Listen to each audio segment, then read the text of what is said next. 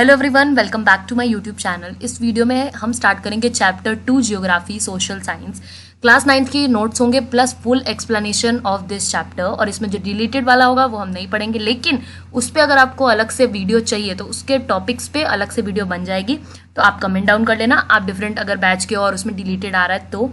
बाकी चैप्टर का नाम है physical features of the India. Physical features मतलब जब हम इंडिया को देखते हैं तो जब हम अर्थ को एज स्पेस से देखते हैं तो हमें कुछ पार्ट ग्रीन दिखता है, कुछ पार्ट ऐसा लगता है उधर लैंड है और सी ज़्यादा दिखता है। वैसे ही अगर हम इंडिया को देखें तो कहाँ माउंटेन्स है, कहाँ रेड सॉइल है, कहाँ हमें ब्लैक सॉइल दिखती है। अगर क्लोजली हम फिजिकल फीचर्स देखें इंडिया के तो हमें किस तरीके से दिखेगा, क्या है वो सब हम देखेंगे। सॉइल देखेंगे, माउंटेन्स देखेंगे एंड ऑल। तो मेजर फिजियोग्राफिक डिविजन्स कैसे डिवाइड किया गया है, तो जैसा मैंने बताया हिमालयन माउंटेन्स, फिर आता है northern plains, peninsular plateau, Indian desert, coastal plains and island. ये सब द लगा लो क्योंकि ये सब मेजर हैं। मतलब अगर आप इंडिया के फिजिकल फीचर्स की बात करो तो these are the major physical features of the India. एक एक करके हम सबका डिटेल वर्जन देखेंगे। The Himalayan mountains. The Himalayas are young fold mountains which are the loftiest and one of the most rugged mountain barriers of the world. ये अब यहाँ पे बैरियर वर्ड क्यों यूज करा गया है, क्योंकि जब एज अ बॉर्डर क्रिएट करते हैं दो कंट्रीज के बीच में तो हम तार वगैरह यूज करते हैं एंड ऑल दैट। बट यहाँ पे चाइना और इंडिया के बीच में ये जो हिमालयाज है एज अ बॉर्डर काम करते हैं, एज अ बैरियर काम करते हैं। हालांकि सिक्योरिटी माउंटेन्स पे भी होती है, बट जो आप देख सकते हो कि माउंटेन्स को पार करके आना ये सबसे बड़े बैरियर्स हैं जो कंट्री को प्रोटेक्ट कर देते हैं neighbouring. So young folded mountains है, मतलब ऐसा कुछ भी नहीं है कि लैंडस्लाइड वगैरह हो रही है, एकदम स्टिफ है। और लॉफ्टीएस्ट मतलब हाईएस्ट पीक है एंड आप देख सकते हो रफ है, बैरन ऐसा नहीं है, स्मूथ भी है। ठीक है, रॉक्स वगैरह हैं जैसा आप नॉर्मल पहाड़ों में देखोगे, और ये जो बर्फीले पहाड़ होते हैं हिमालयन रीजन्स में वहाँ पे भी आप ऐसा देखोगे, रफ और एकदम rugged mountains. The Himalayas are 2400 kilometre long, 400 kilometres to 150 kilometres wide from Kashmir to Arunachal Pradesh respectively. अब हिमालयाज का हम रेंज देख लेते हैं। 2400 किलोमीटर्स लॉन्ग, मतलब इनकी हाइट की अगर हम बात करें 2400 किलोमीटर्स लॉन्ग है and 400 kilometres to 150 kilometres wide.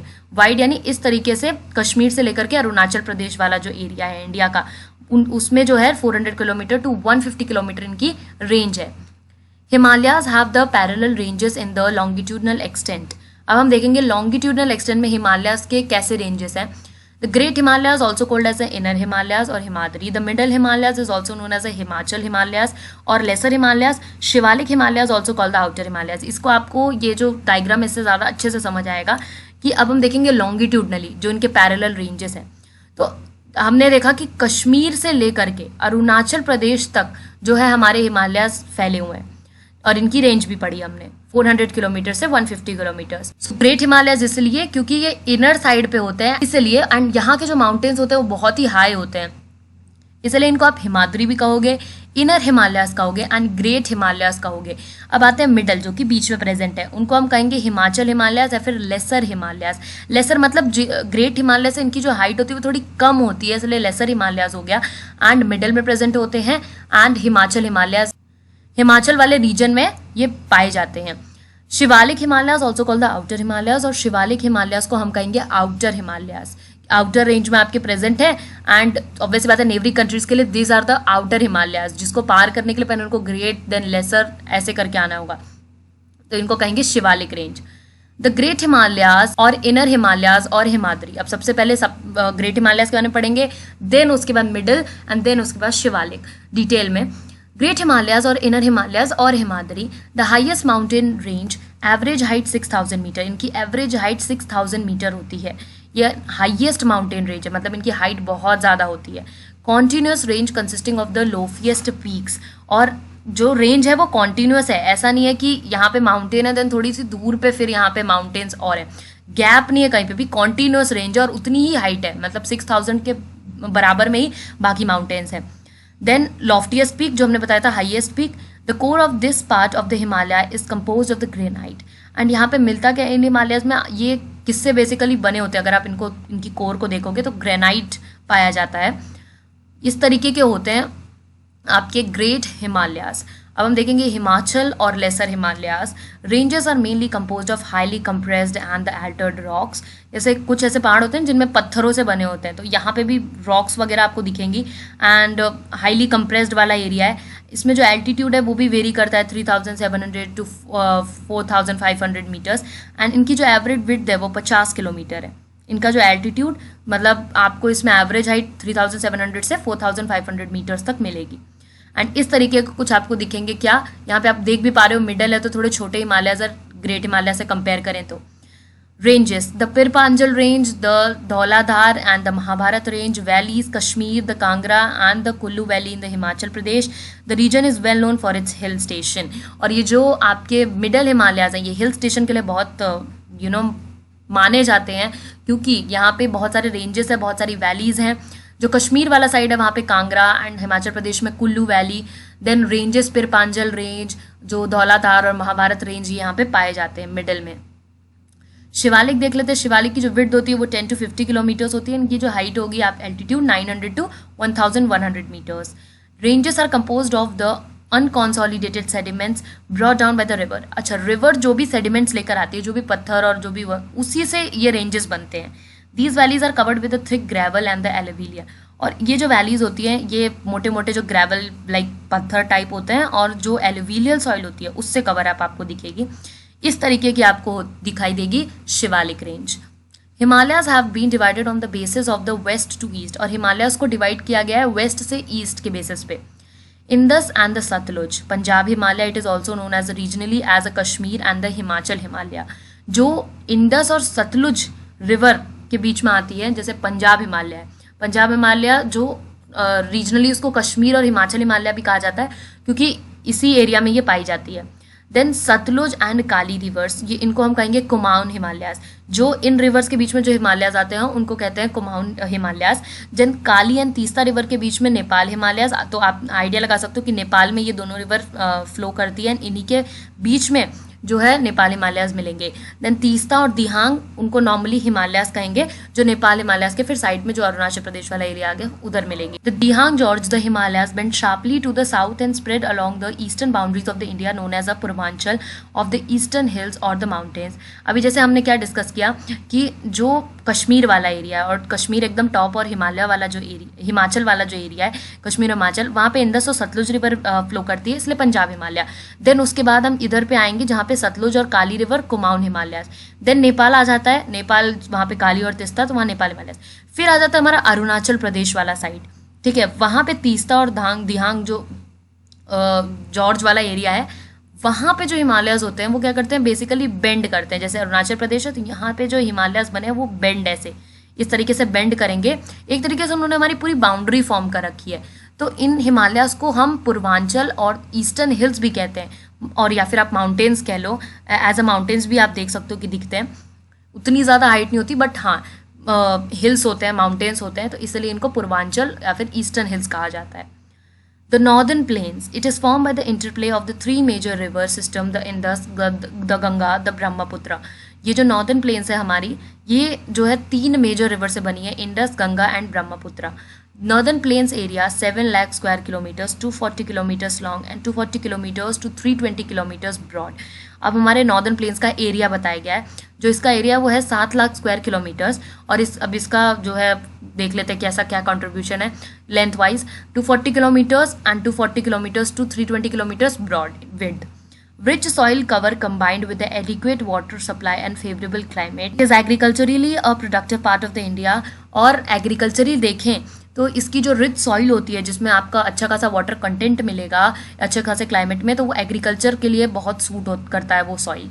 And वो प्लेन वाला एरिया, नॉर्दर्न प्लेन्स जो होते हैं वो 3 सेक्शंस में डिवाइडेड है। Western part of the northern plain is refer to as the Punjab planes.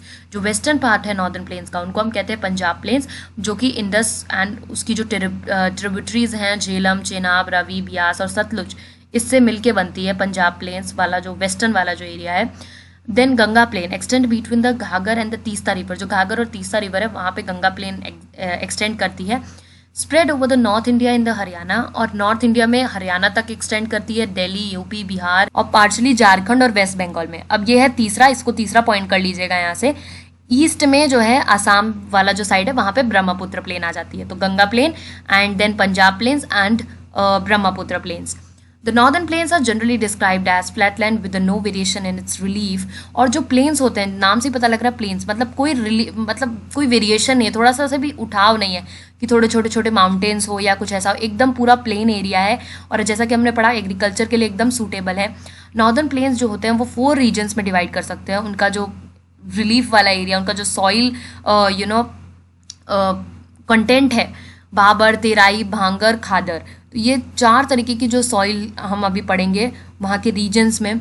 Bhabar होता है the rivers after descending from the mountains deposit pebbles in a narrow belt of about 8 to 16 kilometers in width lying parallel to the slopes of the Shivaliks. अब शिवालिक्स आपने देखा कि एकदम outer Himalayas है, ठीक है. यहाँ पे आप शिवालिक रेंज भी देख सकते हो. तो यहाँ से जो रिवर्स आती हैं वो रिवर्स इस तरीके के कुछ बड़े बड़े पेबल्स जो है डिपॉजिट कर जाती हैं रिवर्स के. यहाँ पे आप एक रिवर देख रहे हो और इसके बैंक में एकदम साइड में आपको इतने बड़े बड़े पेबल्स देख रहे हैं जो कि 8 to 16 किलोमीटर्स तक इनकी विड्थ रहती है एंड यहाँ तक ये फैले रहते हैं. तो यहाँ पे जो सॉइल आपको मिलेगी वो भाबर है. देन उसके बाद जो रिलीफ आपको मिलेगा, जो सॉइल का टेक्सचर, जो लैंड का टेक्सचर, वो भाबर कहते हैं हम उसे. Then Terai. South of the Bhabar belt the streams and the rivers re emerge and create a wet swampy and the marshy region known as a Terai. अब इसी भाबर का जो साउथ वाला हिस्सा है, साउथ बेल्ट, उसी के आगे जो हमने नैरो बेल्ट पढ़ा उसके आगे साउथ में, वहाँ पे जहाँ पर एग्रीकल्चर वगैरह होता है, ठीक है, वहाँ उस रीजन को जो ये रिवर्स करती क्या है, उस सॉइल को वेट कर देना, उस रीजन को बहुत ही स्वैम्पी और मार्शी, वहाँ की सॉइल एकदम जो मिट्टी थोड़ी गीली हो जाती है, ठीक है, जो आपके एग्रीकल्चर के लिए सूटेड हो जाती है, जिसको आप तेराई कहते हो. तेराई भी आप किसे कहते हो कि जब आप एग्रीकल्चर के लिए पानी वगैरह देते हो. सो यहाँ पे होता क्या है कि अब पेबल्स जो है वो पानी का बहाव रोक सकते हैं, पानी को नहीं रोक सकते. तो ये क्या होगा, ये जाएगा आगे, ठीक है, जहाँ पे ये 8 to 16 किलोमीटर्स तक ये भाबर का जो बेल्ट है वो खत्म हो जाएगा. उसके बाद जो है ये फील्ड, एग्रीकल्चर फील्ड्स में चला जाएगा एंड वहाँ की सॉइल को फिर हम तेराई कहते हैं. यहाँ पे भांगर कर लीजिएगा. भांगर कौन सा हो गया, older alluvial plain which rises above the level of the flood plains. अब जौन सा प्लेन एरिया एंड वहाँ की सॉइल अब जो है ओल्डर एलिविलियल सॉइल है, एग्रीकल्चर के लिए फिट नहीं है, वहाँ कोई एग्रीकल्चर नहीं हो सकता. उस वाले एरिया को हम कहेंगे, उस वाले रिलीफ को हम कहेंगे Bhangar relief. Soil in this region contains a calcareous deposit locally known as a kankar. अब जो सॉइल इस रीजन में होती है उसमें बस कैल्केरियस डिपोजिट आपको दिखेंगे, जो कैल्शियम के डिपोजिट ऐसे रॉक्स टाइप दिखेंगे. ये आपको पूरे मतलब ऐसा नहीं लगेगा, हाँ पत्थर तो रहेंगे लेकिन एकदम पथरीली जमीन रहेगी. देन आते हैं khadar, younger alluvial of the flood plains. ऐसा एरिया जहाँ पे यंगर एलिविलियल सॉइल हो. अभी हम खादर होते हैं, यहाँ पे आप ऐड कर लीजिएगा कि ये बिलो, ठीक है, बिलो वर्ड ऐड कर लीजिएगा कि ये जो फ्लड प्लेन्स होते हैं वो उसके नीचे प्रेजेंट होते हैं, यंगर एलिविलियल सॉइल, एंड यहाँ पे एग्रीकल्चर पॉसिबल होता है. लेकिन जो भांगर होता है वहाँ पे नहीं होता. क्यों नहीं होता, क्योंकि वहाँ इस तरीके की सॉइल पाई जाती है. तो यहाँ पे हमने टोटल 4 तरीके की रिलीफ पढ़ी. एक हमने पढ़ा भाबर, दूसरा हमने पढ़ा तेराई, तीसरा हमने पढ़ा भांगर, फिर उसके बाद चौथा हमने पढ़ा खादर. ये याद रखना कि यहाँ पे एग्रीकल्चर इसीलिए पॉसिबल नहीं क्योंकि यहाँ पे कंकर टाइप की सॉइल है. अब हम पढ़ेंगे नेक्स्ट. यहाँ पे पहले आप एक डायग्राम से आप समझ सकते हो कि ये हिमालय है, देन यहाँ पे ये भाबर वाला रीजन है, और जैसा कि मैंने बताया भाबर जैसे खत्म होता है तो वहाँ पे तेराई वाला एरिया आ जाता है. फिर है खादर एंड देन है भांगर. भांगर ये वाला रीजन है जहाँ पे बिल्कुल पॉसिबल नहीं है आपका, एंड यहाँ पे आप जो ब्राउन कलर का देख रहे हो ये वही कंकर वाली सॉइल है. देन खादर वाला एरिया आता है जो फ्लड प्लेन्स के नीचे जो सॉइल प्रेजेंट रहती है, ठीक है, यंगर एलिविलियल. अब हम देखेंगे peninsular plateau. The peninsular plateau is the table land form due to the breaking and the drifting of the Gondwana land. अब पेनिनसुलर प्लेट्यू हमारा कैसे है, ये वो वाला हिस्सा है, ये यहाँ से ये वो वाला हिस्सा है जो कि गोंडवाना लैंड से, जब गोंडवाना लैंड क्या थी, एक बहुत बड़ी लैंड थी, ठीक है, एक बहुत बड़ी प्लेट्स थी, जब वो टूटे थे तो ये इस वाले हिस्से से जब जा टकराई थी, ये जो हमारा ऊपर वाला हिस्सा है, इससे जब ये नीचे वाला हिस्सा जाके टकराया था तो यहाँ पे बन गए थे माउंटेन्स, ठीक है. तो यहाँ पे वही चीज लिखी हुई है कि जब गोंडवाना लैंड से ये वाला हिस्सा टूट के और ड्रिफ्ट यानी मूव करके यहाँ पे आया, ठीक है, तो ये रीजन बना peninsular plateau. It is composed of the old crystalline, इग्नीशियस and the metamorphic rock. और इसमें किस तरीके की रॉक्स आपको मिलेगी, क्रिस्टलाइन, इग्नीशियस, मेटामॉर्फिक, ये सारी रॉक्स आपने पढ़ रखी हैं. The plateau consist of the 2 division, namely the central highland and the Deccan plateau. And ये जो प्लेट्यू है ये बेसिकली 2 डिविजन्स आते हैं इसमें, एक सेंट्रल हाईलैंड और एक आपका डेक्कन प्लेट्यू. सेंट्रल हाईलैंड, अब इसी के बारे में हम पढ़ेंगे. Central highland lie north to river Narmada. जो आपकी रिवर नर्मदा है उसके नॉर्थ में आपका क्या लाई करता है, सेंट्रल हाईलैंड। सो नॉर्थ में जो नॉर्थ वाला एरिया ऑब्वियसली यही है, लेकिन पेनिनसुलर प्लेट्यू का जो इधर वाला हिस्सा है जहाँ पे रिवर नर्मदा फ्लो करती है, ठीक है, यहाँ पे आपका है सेंट्रल हाईलैंड प्रेजेंट रहते हैं। अब हम ईस्टवर्ड एक्सटेंशन देखेंगे पेनिनसुलर प्लेट्यू का, जिसको हम कहेंगे बुंदेलखंड एंड बघेलखंड। यहाँ पे जो ईस्टवर्ड एक्सटेंशन है, अभी हम आगे इससे समझेंगे, यहाँ पे आप देख सकते हो this is the Bundelkhand and this is the Baghelkhand plateau. The Deccan plateau a triangular mass lies to the south of the river Narmada, and यहाँ पे हमने देखा कि एक रिवर नर्मदा फ्लो करती है जहाँ पे सेंट्रल हाईलैंड्स है, एंड इसी के नीचे एक ट्रायंगुलर शेप में क्या है, डेक्कन प्लेट्यू। इस वाले रीजन को आप कहोगे पूरा का पूरा Deccan plateau. Western and the eastern Ghats, western Ghat they are the continuous and can be cross through the passes only.